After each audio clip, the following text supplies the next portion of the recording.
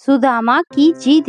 सुदामा ने एक बार श्री कृष्ण से पूछा, कहा मैं आपकी माया के दर्शन करना चाहता हूँ। माया कैसी होती है? श्री कृष्ण ने टालना चाहा, लेकिन सुदामा की जिद पर श्री कृष्ण ने कहा, अच्छा, कभी वक्त आएगा तो बताऊंगा। और फिर एक दिन कृष्ण कहने लगे, सुदामा आओ, गोमती में स्नान करने चले। दोनों गोमती के तट पर गए, वस्त्र उतारे, दोनों नदी में उतरे। श्री कृष्ण स्नान करके तट पर लौट आए, पीतांबर पहनने लगे। सुदामा ने देखा, कृष्ण तो तट पर चला गया है, मैं एक डुबकी और लगा लेता हूँ। और जैसे ही सुदामा ने डुबकी लगाई, भगवान ने उसे अपनी माया का दर्शन कर दिया। सुदामा को लगा गोमती में बाढ़ आ गई है, वह बहे जा रहे हैं। सुदामा जैसे तैसे तट घाट के किनारे रुके, घाट पर चढ़े, घूमने लगे। घूमते घूमते गांव के पास आए, वहां एक हथिनी ने उनके गले में फूल माला पहनाई। सुदामा हैरान हुए, लोग इकट्ठे हो गए। लोगों ने कहा, हमारे देश के राजा की मृत्यु हो गई है। हमारा नियम है, राजा की मृत्यु के बाद हथिनी जिस भी व्यक्ति के गले में माला पहना दे, वही हमारा राजा होता है। हथिनी ने आपके गले में माला पहनाई है, इसीलिए अब आप हमारे राजा हैं। सुदामा हैरान हुआ, राजा बन गया। एक राजकन्या के साथ उसका विवाह भी हो गया, 2 पुत्र भी पैदा हो गए। एक दिन सुदामा की पत्नी बीमार पड़ गई, आखिर मर गई। सुदामा दुख से रोने लगा। उसकी पत्नी जो मर गई थी, जिसे वह बहुत चाहता था, सुंदर थी, सुशील थी। लोग इकट्ठे हो गए। उन्होंने सुदामा को कहा, आप रोए नहीं, आप हमारे राजा हैं, लेकिन रानी जहाँ गई हैं, वहीं आपको भी जाना है।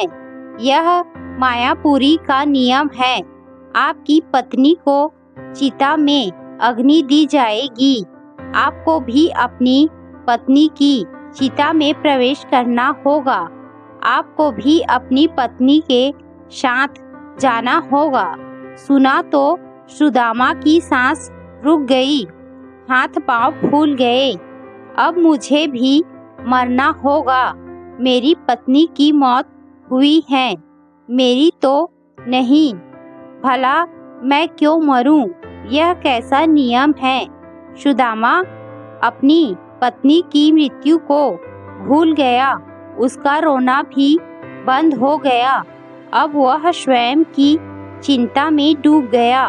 कहा, भी भाई, मैं तो मायापुरी का वासी नहीं हूँ, मुझ पर आपकी नगरी का कानून लागू नहीं होता, मुझे क्यों जलना होगा? लोग नहीं माने।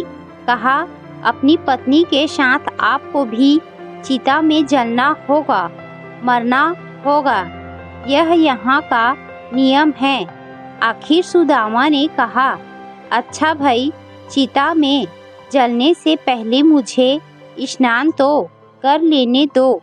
लोग माने नहीं। फिर उन्होंने हथियार बंद लोगों की ड्यूटी लगा दी। सुदामा को स्नान करने दो, देखना कहीं भाग न जाए।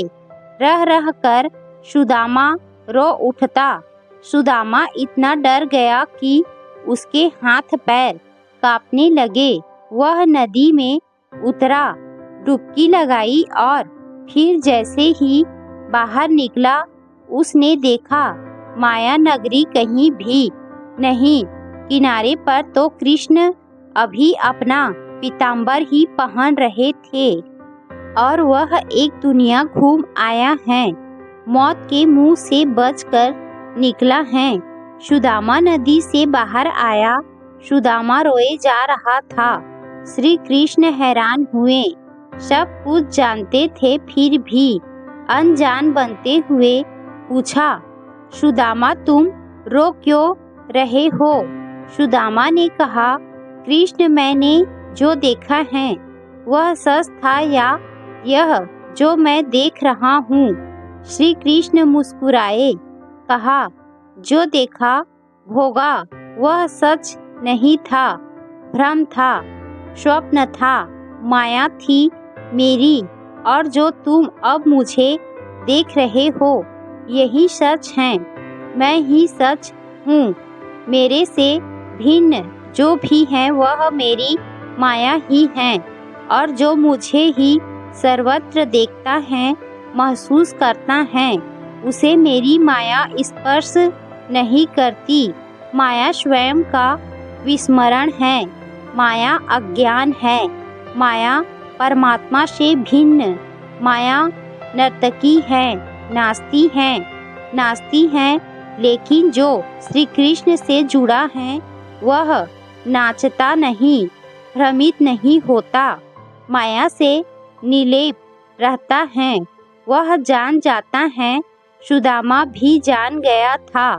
जो जान गया वह श्री कृष्ण से अलग कैसे रह सकता है?